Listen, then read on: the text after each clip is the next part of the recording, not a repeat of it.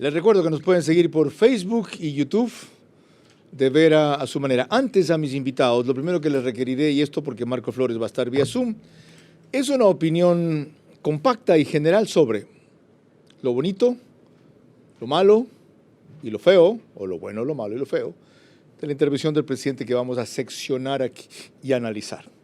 Ahora sí, les decía que estamos por Facebook y YouTube, de ver a su manera, en Extreme TV Cable, es canal 15 de Vito TVO o 709 de alta definición. DirecTV 194, corresponde a Manavisión, canal 9, solo en Manaví señal abierta. En estas dos cableras, que son las mayores del país, y en todas las demás, salimos por RTU, que es DirecTV 177, CNT 12, Extreme TV Cable 69, Claro TV 30 y Cable Unión 09. Radio 101.3 FM para Guayas y Santa Elena. 89.3 FM Candela con K para Manaví. La misma frecuencia que corresponde a La Bonita del centro del país, 89.3 FM. Desde Riobamba para Chimborazo, Cotopaxi, Tungurahua, y en Quito, Radio Única 94.5 FM. Lo dicho, Stephanie Macías, bienvenida. Lo bueno, lo malo y lo feo de la última intervención presidencial en Ecuavisa con Lenin Artieda. Bienvenida. Hola, buenos días, buenas noches. Viene a ser sí. Buenas noches. No están acostumbrados a esta hora, sí. Creo que hace un par de programas, cuando el presidente se posesionó, hablamos de cuatro lineamientos en su posesión. Y hoy podemos con confianza decir que esos 4 puntos se repiten en la entrevista. Él, cuando delinea su cancha, el día que se posiciona, usa 4 puntos. Reducir violencia, incrementar empleo. Los viejos esquemas quedaron atrás. El cambio en las urnas requiere de la Asamblea y ayuda internacional para poder luchar. Esos 4 puntos fueron los 4 puntos principales de su posesión. 7 minutos de discurso. Vimos en la entrevista del presidente, más o menos resaltando lo mismo, la importancia de la Asamblea para el cambio que se necesita, la seguridad y la búsqueda de ayuda internacional. Él se ha mantenido en su delineado de cancha, no se ha salido de su cancha. ¿Nada malo? En el caso de él está siendo congruente de lo que dijo desde el día 1. Sí sé, pregunto, ¿nada malo?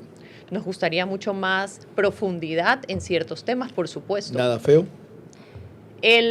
Para muchos les gustó esa dinámica en la cual respondió al expresidente. Creo que la entrevista tenía cosas tan importantes y profundas, que era la primera vez que abordaba, que ese chiste jocoso o esa mímica opacaron la información que dio. Lo bueno, lo malo y lo feo. Ramiro Cepeda, bienvenido. A ver, al presidente no lo sacaron de su cancha, él marcó la cancha. Él fue a hablar lo que él quería hablar, no lo que el señor Artieda preguntaba. Para mí, él fue con su libreto, lo desarrolló, lo vaciló al presidente Correa a su estilo, algo que debe haberlo estado preparando una semana porque le salió muy bien. Lo que a unos no les gusta, a mucha gente le encantó. Es la primera vez que se le faltaba el respeto en esas dimensiones al expresidente Correa.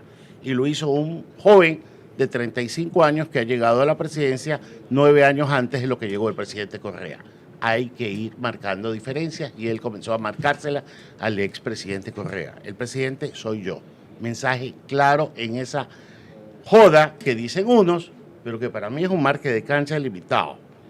¿Todo bueno entonces? No, vamos a las otras cosas. Malo, sí, le faltó la calidad de estadista, sí, no estaba jugando al estadista. Él quería comunicarse con el pueblo.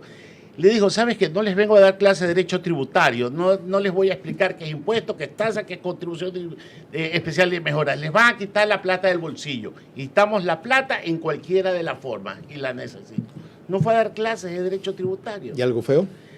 Algo feo. ¿Qué podría ser lo feo? En verdad, sigamos con lo de estadista. O sea, mucha gente quiere ver a un estadista, a un joven de 35, 36 años, y él se está recién preparando para gobernar y lo está haciendo con una habilidad digna de una mejor causa. Yo no me imaginaba que tenía ese nivel. Él es el ministro de Gobierno, él es el ministro de Economía, él es el ministro de Relaciones Exteriores. Coincidimos, que el buen comienzo no lo deslumbre nomás. Marco Flores, economista, bienvenido. Empecemos con esta evaluación a vuelo de pájaro de esa intervención presidencial que, como decía Stephanie Macías, por primera vez desarrolló ciertos temas. Lo bueno y lo malo, lo bueno, lo malo y lo feo que usted vio. Bienvenido. ¿Qué tal, Carlos? Gracias por la invitación.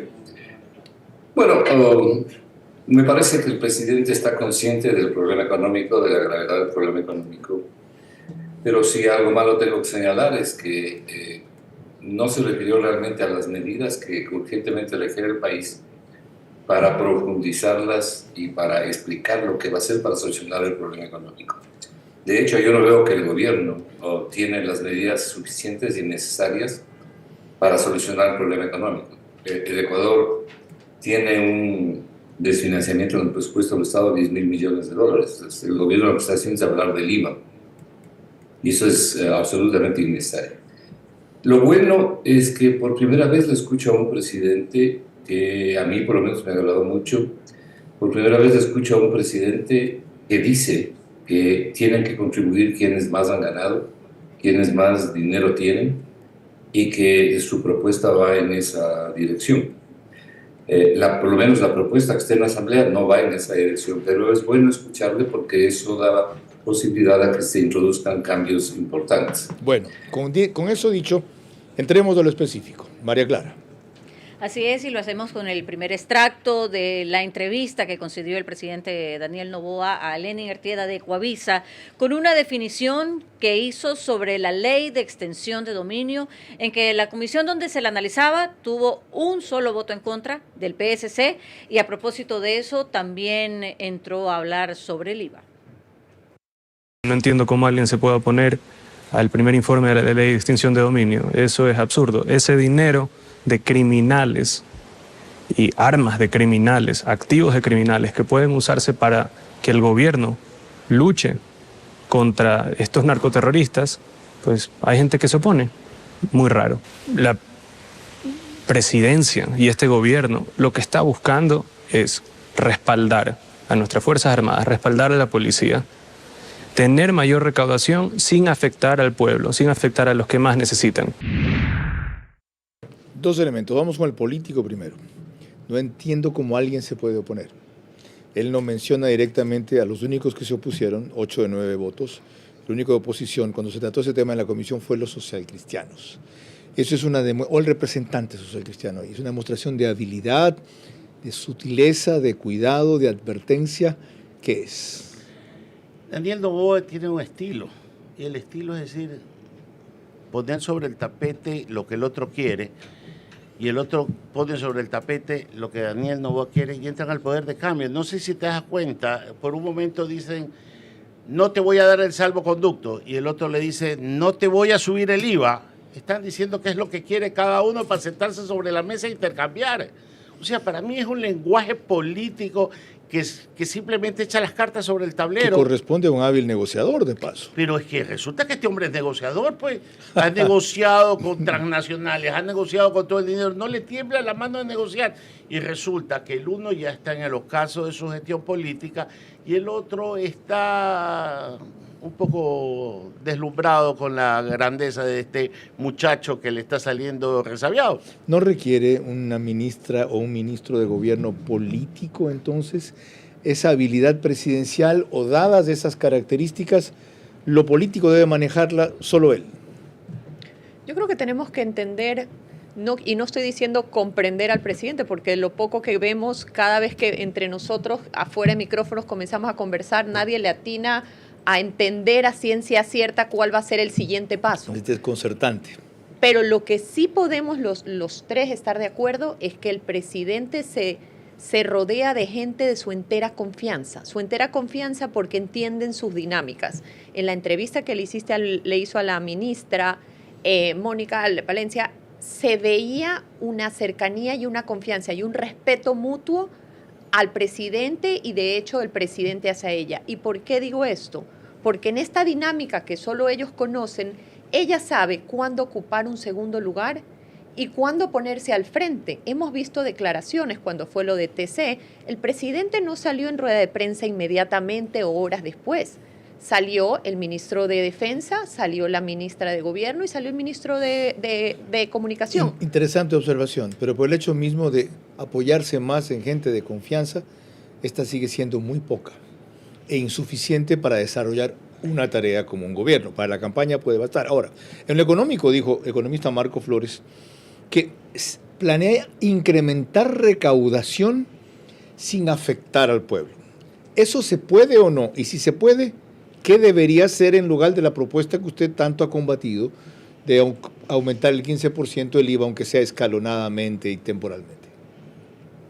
Por supuesto que se puede. Más el incremento del IVA no se debe hacer, no solamente por lo que usted acaba de decir, Carlos, sino porque es absolutamente antitécnico proponer incrementar el impuesto al consumo en un país donde el Producto Interno Bruto en más del 80% es consumo, en un país donde el 65% del Producto Interno Bruto es consumo de las familias, en un país donde hay 7 millones de pobres, en un país donde 5 millones viven con menos de $3 al día y 2 millones viven con menos de $1.70. Pero además, porque hay otras alternativas, que además le van a dar más dinero de lo que está pensando recoger con el impuesto este impuesto del 15% al IVA. De esas otras alternativas, el PSC impulsa 3.5% a las personas jurídicas que hayan tenido utilidades en los últimos 2 años, exceptuando pymes. Estiman que eso les generaría 1.040, 1.400 millones de dólares, en todo caso 500 millones de dólares por año. Esa proporcionaría lo mismo y sería de menor impacto. Por ejemplo, esa. Sí, yo creo que la propuesta del PSC está hecha en la dirección correcta. Yo hablaría de 2 bloques en realidad. El uno es el PSC, el otro es la Revolución Ciudadana. La Revolución Ciudadana creo que tiene una propuesta más amplia que recaudaría más dinero. El problema es que yo veo que estos 2 bloques discrepan en algunos puntos, cuando lo que deberían es tratar de unificar su propuesta a la luz de lo que acaba de decir el presidente también, es decir, tomando también en cuenta lo que el señor Noboa dijo en la entrevista a la que usted está aludiendo, de que tienen que pagar las personas y las empresas que más dinero han ganado. Ya sé que aquí estamos en este punto, exploremos esto un poco más y lo retomamos enseguida. María Clara. A lo largo de los 33 minutos que dio en respuestas el presidente Noboa a Lenin Artieda de Coavisa, su tema recurrente fue el incremento del IVA. Una bancada que dice, pues es una barbaridad todo esto que está pasando. Es casi calcado nuestra reforma a la de ellos del 2016.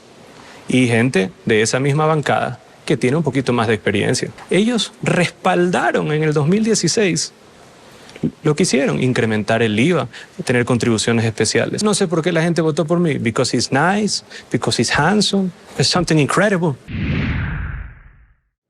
Bueno, de paso, esto último se ha acaparado la atención. Obvio. Si lo ha preparado toda la semana, como lo va a preparar. Es lo más simpático que le ha salido al presidente. ¿Cómo no lo van a celebrar? ¿No le quitó eso atención a lo principal? Para nada, le dio toda la atención del mundo. Y le dio fortaleza y balance al resto. Porque nadie está buscando que sea un estadista, pues.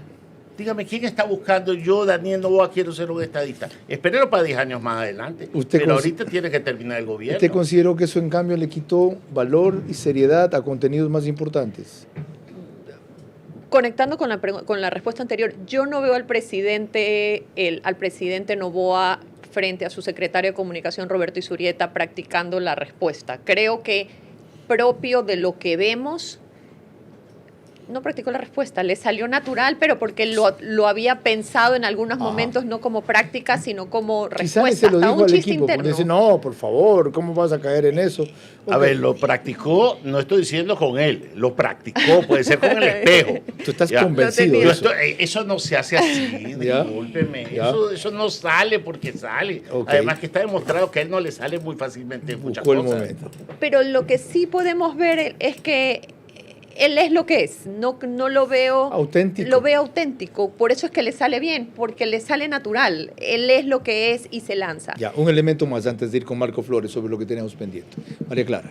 En efecto, el presidente hizo notar incluso que el convalecimiento de la imagen de la Asamblea Nacional tiene que ver con el hecho del apoyo que le han dado a las principales iniciativas del Ejecutivo. Trataremos de convencer a los otros grupos políticos que hasta el día de hoy han apoyado a las propuestas de este gobierno y hasta el día de hoy, por ese mismo comportamiento, es que tienen una popularidad de más del 60% por primera vez en muchísimos años en este país. Han votado de acuerdo a las propuestas, hemos tenido buena relación con la Asamblea y usando todos los mecanismos democráticos hemos tenido éxito. Ojalá se mantenga así. El resto, el pueblo, será el que lo juzgue. Economista, a pesar de su insistencia en otros sectores y de haber alternativas, él dice, voy a intentarlo hasta el final. Les hace notar que la recuperación política de ellos tiene que ver mucho con la forma en que la Asamblea ha apoyado las posiciones del Ejecutivo y, por último, les manda una advertencia. Será el pueblo que lo juzgue. Pero usted mencionó las alternativas de la Revolución Ciudadana. Ellos hablan de 25% de contribución de los bancos a sus utilidades extraordinarias, que harían $200 millones, y hablaban de un impuesto a las grandes ganancias o a las empresas con grandes ganancias que podría generar $300 millones. ¿Esas dos medidas son complementarias o excluyentes de la que acabamos de examinar? A ver, primero yo quisiera decir algo. A mí me parece que el presidente está equivocado cuando dice que las medidas económicas planteadas, comenzando por el incremento del IVA, son muy similares a las que plantearon en el año 2016. Efectivamente, hay algunas medidas que son similares, pero la situación es totalmente diferente. Para empezar, en el 2016 no habrían las grandes ganancias que hay ahora. Nadie había ganado como se ha ganado después de la pandemia particularmente. Segundo, nadie había reducido los impuestos a la gente más rica, como sí lo hizo Lasso al reducir el impuesto a la salida de divisas, una barbaridad en medio de la crisis fiscal, del 5% al 3,5%, un impuesto que le da una gran cantidad de ingreso al Estado. Pero no solamente eso, sino que lo que ocurrió en el año 2016 fue un terremoto que acabó con la vida de cientos de personas en pocos segundos. Economista, perdón ahí, una precisión. Usted dice bien, acabó con la vida de cientos de personas en 4 o 5 segundos, o 10, 30. Ahora, lo que ha pasado ha acabado con la vida de 8,000 personas en un año. ¿No es peor esta situación? Sí, claro, pero es que hemos llegado donde hemos llegado, no porque esto venga de la nada. Esto tiene responsables y responsabilidades. El problema es que no tenemos en este momento las herramientas que teníamos en el año 2016 y viceversa. Déjeme darle un dato. Hacia el año 2016 se había reducido la pobreza a 2 millones de personas. Habían salido de la pobreza y fundamentalmente la pobreza crítica. Hoy tenemos el fenómeno inverso. Hemos incrementado la pobreza. Tenemos un incremento enorme en el nivel de desempleo y subempleo. Vale decir, la resistencia económica de las personas es mucho más débil ahora que antes. Insisto en la pregunta, entonces, las dos propuestas que plantean los correístas, ¿son excluyentes de la que usted decía que era mejor de los socialcristianos o son complementarias? ¿Deberían ir las tres? A ver, yo lo que creo es que hay una propuesta general, o debería haber una propuesta general, que tome lo que debe tomar de los socialcristianos y tome de lo que debe tomar de la Revolución Ciudadana. Yo he estado haciendo los cálculos y eso aproximadamente le podría entregar al Estado ecuatoriano, al presupuesto del Estado, y óigame bien lo que le voy a decir, $12,000 millones, sin tocar el IVA. Si quieres, le puedo decir cuáles son las medidas. Seguro en el próximo bloque, claro que sí, porque esto es novedad. novedad. Ha mencionado el presidente. Ya, en el próximo bloque, aquí tengo que hacer una pausa. María Clara. Cuando volvamos, las opiniones del presidente Daniel Noboa sobre lo que él denomina la guerra contra el terrorismo y otros elementos de análisis para nuestros 3 invitados centrales de esta noche. Claridad y definiciones ya no se pueden reclamar al presidente Daniel Noboa tras su última entrevista. Sí cabe pedirle un equipo más acorde a su velocidad y conceptos. Así, el éxito inicial será constante y el séquito consentidor no lo deslumbrará. Estamos con ustedes gracias a... Me fui, ¿qué me toca ahora? No es el reprise, sí, ya. OnePlus. El reprise es en Canal 14. El mismo número en las 3 cableras que lo reproducen, pero 48 horas después, a las 6 de la mañana. WUAN, signo de más. Es en CNT, Claro TV y Extreme TV Cable. Estábamos en la discusión tan entretenida del comercial, por eso me costó retornar. Apenas concluye el programa, el periódico digital Ecuador en Vivo lo sube a su portada principal y portal de noticias. Y en Estados Unidos, ya no te voy a pedir que pronuncies en inglés la cadena, no te preocupes. En Estados Unidos llegamos en simultáneo. Así, sí, vieras el inglés que habla. Mejor que el de Daniel Noboa. En Estados Unidos llegamos a ustedes gracias a Macro Digital. María Clara. Y hablando del presidente Daniel Noboa, puso énfasis en que la actual solamente es una fase de guerra contra el terrorismo, reconociendo que se requieren otros elementos más. La guerra contra el terrorismo no solo se la combate con fusiles y con balas, también con asistencia social, también con educación, también con apoyo a la familia ecuatoriana. Hay daños colaterales también por la guerra mismo. Y debemos de ayudar al ser humano. No podemos simplemente hacer como otras naciones en las cuales ha ido bien en seguridad, pero no han generado empleo y crecen menos que el Ecuador. Ejemplo, El Salvador. ¿Cuál ha sido el éxito del presidente en enfrentar la guerra hasta ahora tan bien? Tener el coraje de tomar la decisión que no la tomaron los predecesores. Darle a las Fuerzas Armadas, que son los que saben el oficio, y decirles, ¿saben qué? Ustedes hagan su oficio que yo los respaldo. Los respaldo con mi firma. Si hay algún exceso, lo asumo yo. Y eso es lo que querían las Fuerzas Armadas. Igual inquietud, a tu juicio, ¿por qué le ha ido tan bien en la parte inicial de la guerra? No es tiempo de celebrar, pero sí de apoyar. Creo que existen mensajes claros, no solo en su discurso, sino que si vemos las preguntas de la consulta, hubo unas que se aceptó la Corte, otras que no, pero muchas de ellas eran un mensaje claro del presidente tratando de salvaguardar a los militares. De hecho, hay una pregunta interesantísima que habla sobre si es que los militares, una vez que si ha habido exceso de fuerza, pudiesen mantenerse y estar en arresto domiciliario, que a la final la Corte ha dicho que fue una de las preguntas que no aceptó. Pero en general, de las 20, 10 que aceptaron, muchas era un mensaje no solo a la ciudadanía y a la Corte, sino a los militares que estoy dispuesto no solo a apoyarte, sino a poner mi firma y poner todas mis capacidades y mi músculo político para apoyarte. Ok, ve por primera vez decisión política del país, cuando antes solo se anunció decisión política. Previamente a retornar con Marco Flores, otro elemento de lo del presidente Noboa. María Clara.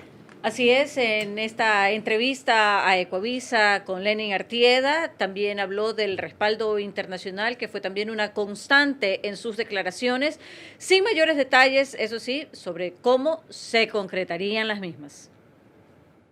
También tenemos el respaldo internacional, hemos hablado con más de 40 países que nos respaldan, asimismo grupos empresariales que están viendo el Ecuador ahora con buenos ojos, lo dice el mismo Riesgo País, que en todos los medios subía un puntito, salía, el Riesgo País subió. Ahora está bajando bastante, porque estamos viviendo en paz y de que los ecuatorianos se sienten respaldados. No estamos viviendo en paz, estamos recuperando la paz, pero la sensación con relación a lo de hace apenas un mes da esa idea.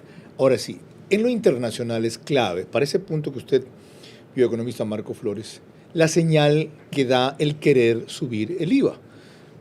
Cuando se empezó la guerra de la inseguridad, el IVA bajó, el Riesgo País bajó de 2.100 a 1.800 puntos. Cuando se mandó la señal del IVA, bajó de 1.800 a 1.600. Es más, no hay ningún secreto que los organismos internacionales han dicho que es el elemento definitivo para dar más apoyo en un eventual programa con el Fondo Monetario Internacional, igual muchas empresas, más ciertos gobiernos. Entonces, el valor del IVA no está solamente en lo que pueda generar, sino en las puertas que logre abrir, cosa que no hacen las otras alternativas que hemos examinado. Al presidente, a usted y a mí lo que nos debe preocupar son las señales que le damos a la gente que vive en el Ecuador. Y sobre todo las señales que le damos a la gente, a esa inmensa masa de personas pobres que le mencioné hace un momento, que no se las puede simplemente ignorar. Por un lado. Por otro lado, lo que importa desde el punto de vista presupuestario es la obtención de los recursos. Los analistas independientes hemos calculado que se requiere 10.000 millones para financiar el presupuesto del Estado en el año 2024, más 1.000 millones para la guerra, para combatir el terrorismo. Estamos hablando de 11.000 millones. Y yo personalmente creo que no se llegará a 11.000 millones, pero trabajo con cifras oficiales. Entonces, hay medidas como las que han planteado los diferentes bloques y algunas otras adicionales que yo le podría mencionar, que cumplen 3 requisitos fundamentales. En primer lugar, no gravan a la gente de menos ingresos, no gravan a la gente de menos recursos. Eso es simplemente hacer economía con equidad. Es algo que no se puede subestimar por darles gusto a los organismos internacionales, que es solamente uno, el Fondo Monetario Internacional, y sobre todo a un fuerte sector económico del país que no quiere pagar los impuestos y que quiere distribuir la carga al resto de la población. Tres condiciones. Una es que no graban a los de menos ingresos. La segunda... Por eso, la segunda, que las medidas económicas que se tomen no profundicen el estancamiento de la economía. Es una economía que no crece. En los últimos 7 años, el promedio anual ha crecido 0,6% y la tasa de natalidad, la tasa de crecimiento poblacional ha sido casi 3 veces más. Entonces, la diferencia se cubre con pobreza, con migración, con carencias. Entonces, no obstaculizar el crecimiento económico, que es lo que desesperadamente necesita el Ecuador. ¿Y la tercera? Pero no cualquier crecimiento económico, sino un crecimiento económico con dirección y sostenido, además. ¿Y la tercera? ¿Verdad? ¿La tercera? La tercera condición es que las medidas den el resultado deseado, es decir, entreguen los recursos necesarios para poder financiar el presupuesto del Estado, los 11.000 millones que se requieren. Ok, enseguida volvemos a eso. Simultáneamente. Enseguida volvemos a eso. Como usted verá, el hilo conductor de la entrevista del presidente fue el IVA y lo económico, aunque topó temas como los que acabamos de abordar. Uno más, María Clara. Y en efecto, a lo largo de toda la media hora de la entrevista, el presidente Noboa volvió siempre a lo económico, como por ejemplo a destacar el origen y la magnitud del déficit fiscal. El déficit fiscal del año 2024 no pasa los 6.000 millones. El problema es que venimos arrastrando desde el gobierno pasado 4.600 millones de dólares en atraso, que termina pateándose hasta el día de hoy. Ese es el problema. No es que nosotros hemos incrementado el déficit. Fíjense qué sutil esa aclaración. No dice Lazo nos dejó así.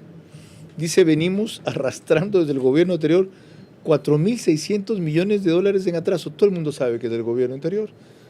Todo el mundo sabe de qué significa esto y todo el mundo recuerda el precio de la economía ordenada. Es decir, lapidario. Ahora, no lograr el paso del IVA debe ser un precio que se pague o viendo que esto va a ser un no, retirar el proyecto y hacer otro acogiendo un menú o un popurrí, un abanico de medidas. ¿Usted quiere apostar conmigo que no lo va a retirar? No, porque voy a perder. Ah, ya. No lo va a retirar. Creo yo que este jueguito en que están va a entrar por el Ministerio de la Ley. Lo vengo diciendo desde hace rato. Terrible. Pero es que va a entrar. Es decir, la oposición está haciendo una ficción. Pero, ¿y cuál es la novedad? Están haciendo la ficción de portarse bien. Por aquello que dijo Stephanie, de portarse bien. Ahora me porto bien porque la gente quiere ver que me porte bien, pero en verdad no me quiero portar bien. Y voy a hacer que las cosas sucedan como he acordado. Si el precio es el salvoconducto, se lo doy. Si el precio es este acá, también se lo doy. Y hemos visto que el presidente es un gran negociador. ¿Cuál será el precio? ¿Cuál será el precio de...? Hay un precio. Indirectamente, hacerle pasar al presidente el IVA con todas las maniobras que describió Ramiro. ¿Cuál será el precio? ¿La cabeza de la fiscal? Es que ¿El asilo para Glass? No. Pero yo creo que para los que nos están viendo tenemos que abrirles un paréntesis. Fuera del micrófono estábamos hablando de por qué los números subieron y mi argumento era que subieron porque se aprendió de las elecciones pasadas en las cuales el elector rechazaba la confrontación. ¿Por qué los números subieron para la asamblea? ¿Para qué subieron la asamblea? La confrontación y el intentar llegar a acuerdos es lo que la ciudadanía anhelaba. Y por eso es que Ramiro un poco decía, como decía Stephanie, vamos a tratar de llevar la fiesta en paz, guardando las formas. Pero dicho esto, hay algo interesante. Cuando el presidente habla sobre el déficit que recibieron, inmediatamente después vemos a un ministro de Finanzas salir a decir, no vamos a pagar, pero vamos a priorizar policías, militares y profesores. De nuevo, mantenemos una narrativa en la cual el presidente dice, sí tenemos problema, sí vamos a dar la cara, el ministro sale, y sí estamos priorizando a los policías. Más que eso. Y esto va de la mano con la narrativa que el presidente estaba diciendo. De nuevo volvemos a por la guerra y las necesidades y los gastos, vamos a priorizar la seguridad. El presidente da una entrevista, después habla el ministro diciendo, a pesar que no tenemos presupuesto, vamos a priorizar. Más que eso, más que con la narrativa, que es la frase de moda ahora, todo es la narrativa. El hilo conductor, data, mato, el relato. posicionamiento. La narrativa, toda la vaina. O sea, uno cuenta un cuento y dicen los especialistas que el cuento se impone. Pero no es narrativa, es una certeza. El presidente está mandando mensajes a los militares a decirles, te estoy priorizando. No, ¿cuál es la certeza para la gente? Que por primera vez está haciendo, como dijo Ramiro, lo que las anteriores no hicieron por falta de firmeza, de lo que él llamó, el presidente, huevos de avestruz. Ahora, mi pregunta es, con ese respaldo político, inclusive se lo voy a decir a Marco Flores en el siguiente bloque, al pueblo que él cita, le importa poco cuánto le vaya a afectar el bolsillo, que es menos que en este rato le afecta las vacunas y la extorsión, primero. Segundo, Marco, no hay una medida que grave algún sector que no afecte al pueblo, eso es imposible. El sector gravado traslada el efecto al pueblo, y a veces en mayor medida, pero mi pregunta política, usted la empezó a responder. ¿Cuál es el precio de que la oposición se haga los votos y esto pase? Yo no sé. Ahí ¿Cómo se que yo no sé? ahí, yo dije, la cabeza de la fiscal, usted dijo no. Digo, la cabeza de la fiscal no, pero de ahí todo es negociable. ¿El salvoconducto para Glass? Eso sí, eso es negociable y es facilito. ¿Sabes qué? Si no es el salvoconducto, lo dejo escapar, pues. ¿Algún otro gobierno se le hubiese aceptado que se fugue un prófugo, termine siendo prófugo, un líder de la mayor banda criminal? Luego, un líder de quienes planearon asesinar a la fiscal. Luego que se asile Glass en la Embajada de México. Y ahora que por primera vez terminemos un mes diciéndonos, no les podemos pagar todos los sueldos, vamos a priorizar. Y no pasa nada. Oiga, no pasó nada cuando el doctor Osvaldo Hurtado le dio las aduanas a Gary Esparza. O sea, ¿cuál es la novedad de 1983. esto? A ver, ¿cuál es la novedad? Todas las veces han sido casa de citas el Congreso Nacional. Discúlpeme, Carlos. Y resulta que todo es negociable. Yo nos queremos hacer vírgenes pensando que no lo es. Nos estamos portando bien, sí, pero por debajo de la mesa. El doctor Vladimiro Álvarez tenía una expresión, por atrás del mural todo lo que sucede. No por delante del mural de Guayasamín. Solo alguien con las canas, la experiencia, la agudeza, la sabiduría y la cobertura de Ramiro Cepeda puede decir una verdad tan necesaria. María Clara. Cuando volvamos, el polémico tema de los subsidios y otras definiciones del presidente Noboa, aclarando y también conflictuando de alguna manera un poco más el panorama económico de nuestro país. Claridad y definiciones ya no se pueden reclamar al presidente Daniel Noboa tras su última entrevista. Sí cabe pedirle un equipo más acorde a su velocidad y conceptos. Así, el éxito inicial será constante y el séquito consentidor no lo deslumbrará. Estamos tratando las definiciones del presidente. Un panel sumamente enriquecedor y un comentario que acabo de hacer que quiero que refute como réplica Marco Flores antes de proceder con el resto. Decía yo economista, y la realidad lo corrobora, que no existe lo que usted dice, no graben a los más pobres, medidas que no graben, eso es imposible y le expliqué por qué. Los que manejan producción de bienes o servicios trasladan el efecto y a veces en medidas desproporcionadas, lo cual no significa que no los afecten a ellos, por uno lado. Y por el otro, la otra cuestión importante, escuchó a Ramiro Cepeda. Esto va a terminar negociándose políticamente y no económicamente con las alternativas que se están presentando. ¿Qué hacer entonces? A ver, yo le comencé diciendo que la preocupación que tengo es que, primero, creo que no va a haber los votos para que se apruebe el proyecto del presidente con el 15% del IVA arriba. Pero también creo que no van a haber los votos para que tenga mayoría en ninguno de los informes de minoría del Partido Social Cristiano o de la Revolución Ciudadana. Con lo cual el proyecto queda en el limbo. Y si el proyecto queda en el limbo, entonces transcurre el tiempo y entra en vigencia por el Ministerio de la Ley. No es difícil darse cuenta de eso. Pero con la Asamblea nunca se sabe hasta el último momento, de manera que habría que esperar. Segundo, con toda la consideración que usted sabe que yo le guardo, está totalmente equivocado en lo que está diciendo. Sí hay medidas que no afectan a los pobres y hay otras que las afectan mucho menos y que son las que se deben tomar. A mí me parece muy bien. Y yo felicito al presidente que tuvo las agallas y la decisión para poner las Fuerzas Armadas donde las puso, en la calle, y a cuidar a los ciudadanos. Es lamentable que en el gobierno anterior esa posibilidad no se haya dado. Él lo hizo y le felicito y le agradezco como ecuatoriano. No estoy de acuerdo con él cuando prioriza la deuda externa, el pago de la deuda externa, y dice que estamos al día en la deuda externa, pero paralelamente su ministro de Finanzas sale a decir que no va a haber dinero ni para pagar los sueldos y hace las declaraciones que está haciendo, en las que en definitiva dice que si es que no se sube el IVA viene el colapso, viene el apocalipsis, y que además dice peligra la dolarización. Un ministro de Finanzas no puede asustarle hacia la gente y además con argumentos que no son ciertos. Le voy a dar un dato simplemente. Antes de eso, entró usted los 3 temas que vienen en el siguiente bloque, es como si viera mi libreto. Enseguida, María Clara. El jefe de Estado fue claro respecto a la necesidad de empezar a eliminar subsidios, pero con su propia estrategia que entraña segmentación y progresividad. Nosotros estamos de acuerdo en focalizar los subsidios. No podemos afectar a los subsidios que afecten a la gran masa o al pueblo, ni la productividad del país. La única manera en volver sostenible la eliminación de subsidios, una red eléctrica que funcione mejor, punto 1. 2, un sistema de refinamiento nacional en el cual podamos refinar diésel nacional y spray oil nacional, que hoy en día no se lo hace. Ahí la primera gran sorpresa. En subsidios progresivo van a profundizarse cuando las fuentes alternas de energía funcionen y diésel fuera. El presidente lo que dijo ayer es, ¿sabes qué? Voy a subir el IVA, voy a financiar y voy a atacar a los delincuentes a través de esta guerra interna. Todo lo demás es música para bailar cualquier cosa, menos el gobierno. ¿Por qué? Porque él sabe que su gobierno es de meses y quiero el IVA para financiar el resto del camino hasta llegar a terminar su mandato y financiar la guerra. Ramiro, el IVA no le financia nada, le financia el 10%.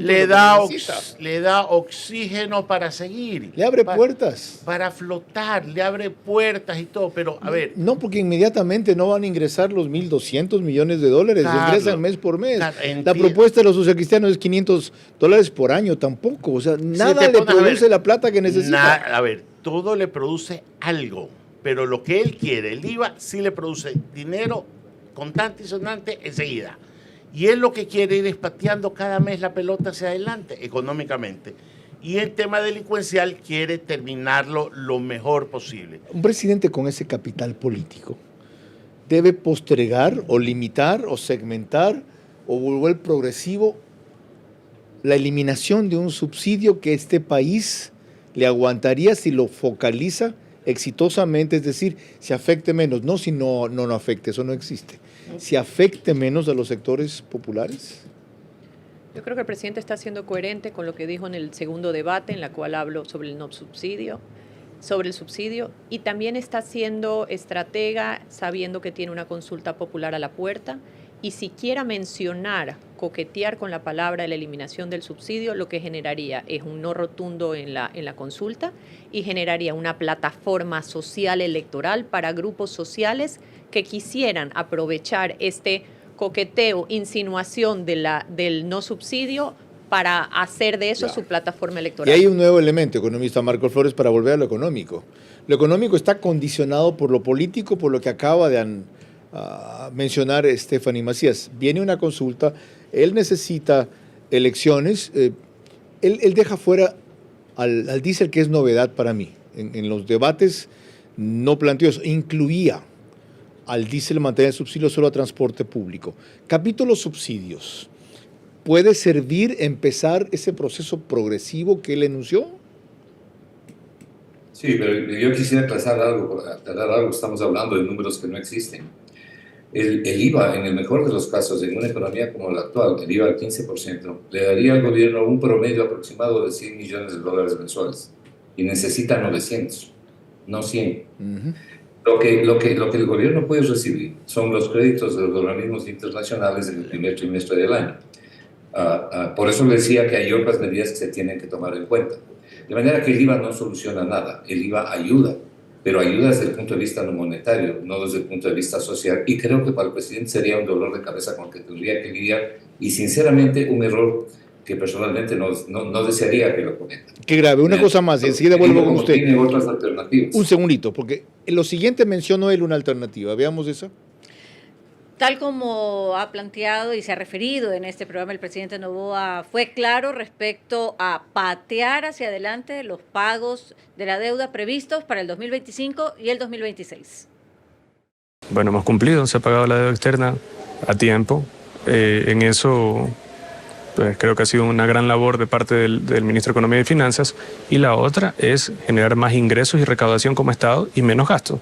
Mayor recaudación, uno de los puntos importantes es el IVA. Ahí está lo que usted decía hace pocos instantes. Sí hubo plata para pagar 267 millones de dólares de cumplimientos de la deuda en este mes, y él dice a largo plazo, mi salida es diferir los pagos previstos en los 2 años siguientes. ¿Eso puede servir? Pero ese diferimiento no depende del presidente. Si no es algo que él decide hacerlo y se hace. Usted quiere diferir, por ejemplo, una de las propuestas es diferir la deuda con el Fondo Monetario, que solamente en este año hay que pagarle $1.000 millones exclusivamente al Fondo Monetario. Yo creo que el Ecuador debe hacer eso. Creo que debe diferir los pagos, pero para poder hacerlo, si se quiere hacerlo de manera amistosa, tiene que ponerse de acuerdo con los acreedores. Y eso no es tan sencillo, si bien no es imposible. Creo que es indudable que el Ecuador tiene que diferir los pagos, y no solamente los del Fondo Monetario, los pagos en general de la deuda externa que mantiene contenedores privados de bonos y la deuda bilateral con países amigos. Esa es una estrategia en la que hay que fortalecer, pero el país tiene que fortalecerse, pero eso toma tiempo. Hay otras cosas inmediatas, porque el dinero que se requiere es urgente. ¿Usted ha escuchado alguna otra medida que el gobierno haya propuesto, o que el ministro de Finanzas haya propuesto, para reunir los 11.000 millones de dólares de los que estamos hablando? Ninguna. Que no sea exclusivamente el IVA. Ninguna. No tienen un plan económico ni a corto ni a largo plazo. Bueno, eso es justamente lo que tiene que hacer la Asamblea. Y yo creo, mire, yo he hecho el análisis de las propuestas del Partido Social Cristiano y de las propuestas de la Revolución Ciudadana. Y también he analizado lo que el presidente está diciendo.